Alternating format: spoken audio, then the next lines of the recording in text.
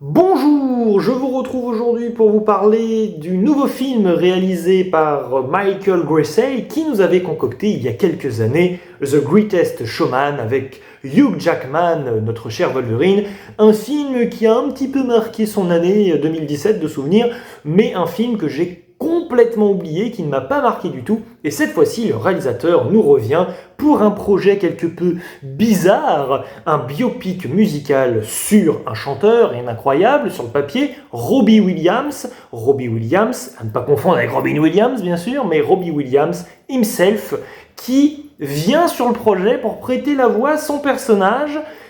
qui est représenté ici par un singe, qu'il soit d'ailleurs enfant, c'est un petit enfant singe, jusqu'à plus grand lorsque sa carrière va décoller, pour ensuite que nous assistions, comme toujours avec les biopics musicaux, vous connaissez la formule magique, à savoir la découverte de notre personnage qui, aidé d'autres personnes, va connaître un rise and fall, c'est-à-dire une sorte d'apogée de carrière absolument démentielle et dévastatrice, à tel point donc forcément que la santé en est contaminé avec l'abus de cigarettes, de l'alcool et évidemment surtout de la drogue, un bon petit mélange de tout cela pour vous pourrir votre existence et surtout pourrir l'existence de votre entourage pour peut-être, selon les cas des fois pour terminer le métrage de manière un peu plus positive, par une potentielle rédemption, mais je ne vais pas spoiler ce film, bien sûr. On ne retrace pas toute la carrière, il faut le dire, de Robbie Williams jusqu'à aujourd'hui, où il a environ 50 ans. Non, on se concentre vraiment de son enfance, adolescence, début de carrière avec sa troupe, on va dire, de boys band, jusqu'à sa carrière en solo, et en soi au commencement de sa carrière, puisque nous sommes là en présence d'un Robbie Williams qui se cherche, à l'image donc de cette allégorie qui nous est proposée, à savoir que donc Robbie Williams, comme je vous le disais, n'est pas représenté avec une apparence humaine, mais bel et bien tel un singe. Il faut préciser que ce n'est pas un film qui va traiter, on va dire, de la différence, c'est-à-dire que dans le film, il faut vraiment savoir qu'il n'y a aucun personnage qui regarde Robbie Williams comme étant un singe, mais bel et bien comme étant tout simplement un être humain comme les autres. Donc cela signifie en fait que le film a un parti pris ici, c'est de nous montrer comment Robbie Williams confesse lui-même se voir et se concevoir, à savoir un être qui n'est pas aussi évolué que les autres, c'est ce qu'il dit en soi. C'est pas un parti pris très animaliste de ce fait de se représenter tel un singe, mais donc dans son idée forcément le singe étant forcément l'ancêtre de l'humain, forcément ils se sont donc moins évolués. Et en réalité, ce film n'est ici, visiblement, qu'une sorte de géante thérapie qui permet à Robbie Williams d'étaler en soi à quel point il est, et il a été surtout il a été, une personne donc forcément douée dans la musique, bien sûr, et dans la chanson, mais ô combien détestable. Et ça, c'est un parti pris intéressant. On n'est pas là en présence d'une hagiographie, même si la fin du film, sans spoiler, mais viendrait peut-être contraster forcément cette idée, mais à plein de moments du film, honnêtement, j'étais là en train de me dire, mais il est absolument épouvantable ce type. Et en plus, on a Robbie Williams qui, avec une sorte un peu de côté méta, on sort un peu de l'idée d'une fiction, qui vient parler un peu directement au spectateur. Et c'est vrai que c'est une belle enflure en fait dans le métrage. Et heureusement en fait le film, moi je l'ai trouvé extrêmement intéressant là-dessus justement, c'est que comme on arrive beaucoup à s'attacher à l'entourage en fait de Robbie Williams, forcément c'est intéressant parce que quand Robbie Williams va complètement délirer et faire n'importe quoi, tu en mesures les conséquences, alors certes pour lui, mais tu te dis qu'il l'a bien cherché, donc tu ne peux pas t'identifier à ce personnage. Mais tu vas t'identifier aux personnes en fait qui récoltent les pots cassés, notamment sa maman, son père d'une certaine manière, et sa grand-mère, dont je remercie l'interprétation de la chère Madame pas toute jeune probablement, parce que vraiment elle arrive à véhiculer de l'émotion comme il faut. Et c'est d'autant plus rageant que face à un entourage qui, d'une part, on va dire, est aimant pour lui, est vraiment proche de Robbie Williams, d'autre part, n'est pas forcément très présent, mais vit de la musique, et bien de voir en fait cet artiste complètement flanché. D'autre part, il y a un point très curieux avec le métrage, c'est qu'au début, quand on a donc Robbie Williams qui commence à chanter, certes avec ses boys bands, mais même après tout seul, j'étais là en train de me dire, c'est dommage parce que je n'arrive pas à rentrer dedans d'un point de vue artistique et musical. Ce qu'il propose ne me plaît pas. Et je me suis dit, c'est quand même un super aveu d'échec, un super point négatif du film, que de ne pas réussir à me faire ressentir une sorte de frisson justement un peu majestueux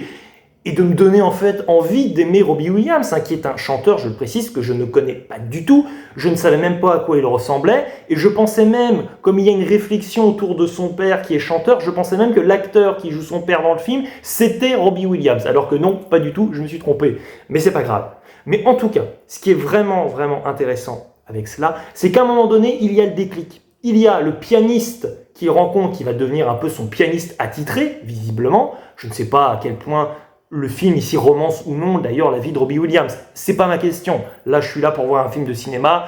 Je suis content de ne pas avoir vu un film trop wikipédiesque, même s'il y était un peu, pas trop de dates qui nous sont surchargées, c'est un côté quand même factuel et chronologique, mais d'un point de vue de la mise en scène, c'est extrêmement léché, extrêmement soigné, et c'est assez onirique, peut-être à l'image d'un Rocketman pour certains. Bon, moi j'avais complètement détesté Rocketman, le biopic sur Elton John, mais là, j'avoue que je suis rentré dans cette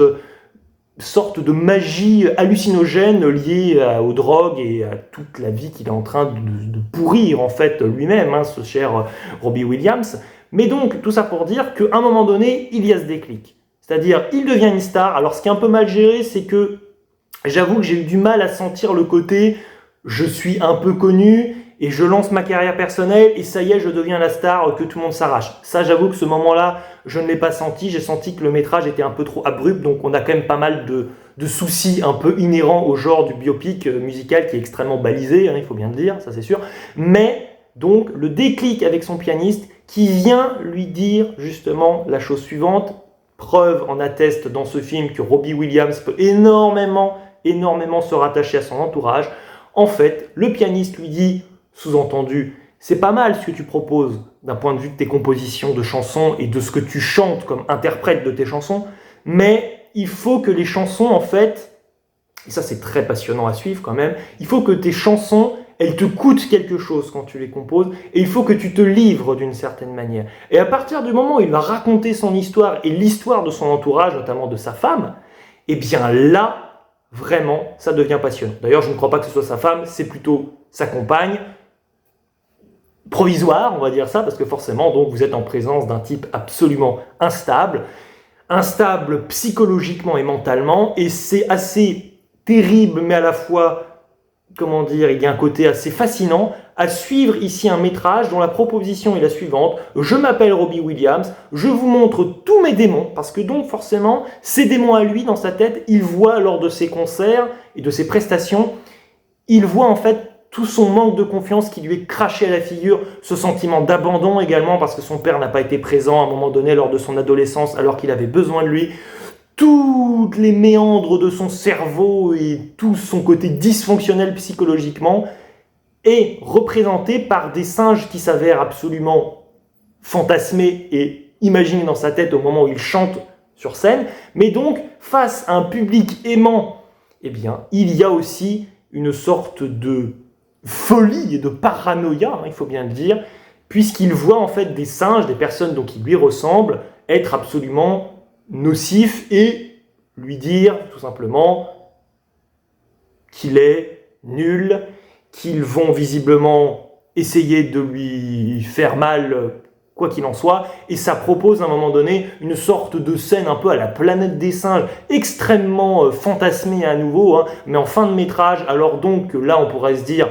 ce gars-là il a tout pour réussir, il a toute une peuplade d'humains et de personnes qui sont fans de lui, qui viennent le voir, il a tout un public, mais dans sa tête il est complètement siphonné, il est complètement dérangé, et la question c'est, est-ce que vu qu'on est vraiment dans le fall avec ce personnage, c'est-à-dire vraiment il descend vraiment dans les abysses, c'est vraiment les enfers qui se proposent à lui et qui s'ouvrent à lui parce que tout simplement, eh bien, il s'y plonge lui-même en réalité, eh bien, est-ce qu'il va réussir en fait à faire le deuil de ses problèmes psychologiques pour, au-delà de l'artiste, n'est pas la question en fait, mais juste s'accepter lui-même et accepter en fait son entourage et d'être aimé par son entourage. Ça, en fait, c'est l'enjeu du film. L'enjeu du film, il est vraiment personnel, en fait. La carrière, ici, nous est présentée comme un véritable mal pour ce personnage qui, fan de musique à ses débuts et voyant son père vivre finalement de la musique, mais d'une certaine manière assez modestement, c'est sans comparaison avec lui le raz-de-marée qu'il va provoquer dans son pays, eh bien il y a aussi toute une leçon d'humilité, certes, et aussi de compréhension. C'est-à-dire que ce personnage va mal, mais il a quand même certes des circonstances atténuantes. Mais vraiment, c'est peut-être un message un peu bateau, mais j'avoue que j'étais assez transporté par ce côté-là et cet aspect du film, c'est que vraiment, ok, le gars est célèbre, il est connu et tout ça, mais il y a vraiment une sorte d'aspect assez, c'est ça, misérabiliste en fait, avec ce personnage qui ne voit pas où est son essentiel, où est l'essentiel en fait dans l'existence d'un être humain, tout simplement, lui n'en étant pas vraiment un de ce fait, et donc il envoie balader tout ce qui est important et finit même comme en tant que tel, il se sent tellement mal par ne plus prendre de plaisir par cette passion qui le ravage, à savoir la musique et la chanson. Mais la fin du film vient quand même, alors là vous avez l'impression de vous dire mais j'ai même pas envie de voir le film, j'ai l'impression que je vais juste avoir envie, si j'apprécie Robbie Williams, de me jeter par la fenêtre, mais à la fin on nous propose une sorte de happy end d'une certaine manière, sans en dire plus. Pas de partie spoiler, mais comme ça vous voyez. N'hésitez pas à me dire dans les commentaires si vous avez apprécié ce film. Je tiens également à préciser que vraiment, ce parti pris de Robbie Williams représenté en singe, ça ne pose aucun problème, bien au contraire. Je me suis même demandé ensuite, en sortant du film à un moment donné de la séance, je me suis dit, mais attends, j'arrive plus à me rappeler le visage qu'il avait, l'être humain qui interprète Robbie Williams. Et après, je me suis souvenu que c'était un singe qui était extrêmement réussi d'ailleurs d'un point de vue des effets spéciaux. Et on arrive aussi à lire vraiment les émotions avec les yeux. Enfin vraiment, ce parti pris pourrait sembler complètement ridicule et complètement idiot, mais il ne s'avère pas du tout aberrant, bien au contraire. C'est sûr qu'on arrive vraiment à croire en ce qu'on voit. Donc c'est une proposition qui m'a plu pour un genre, comme je le disais, un petit peu, pour rester poli, mais ouais, sur des rails très connus de facilité, de poncif, notamment scénaristique, narratif, et même d'un point de vue des informations. Et en fait aussi le problème, c'est de se dire, le film pourrait plus ou moins être réussi si tu apprécies la célébrité dont on parle, mais le film ne va pas t'intéresser si tu ne connais pas trop la célébrité. Bien, moi j'étais dans ce deuxième cas et ça m'a quand même plus ou moins captivé de bout en bout, donc c'est signe que c'est quand même réussi. Pour moi en tout cas. Allez, il ne me reste plus qu'à vous dire à la prochaine, réagissons aux commentaires sans faire les singes, merci. Ciao, à la prochaine, coucou.